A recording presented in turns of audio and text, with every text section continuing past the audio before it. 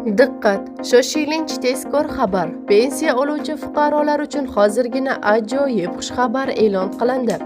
Assalomu alaykum, hurmatli tomoshabin. Tezkor yangiliklardan birinchilardan bo'lib xabardor bo'lishni istasangiz, videomiz ostida bir dona like va podpisatsiya tugmachasini bosib qo'yishni unutmang.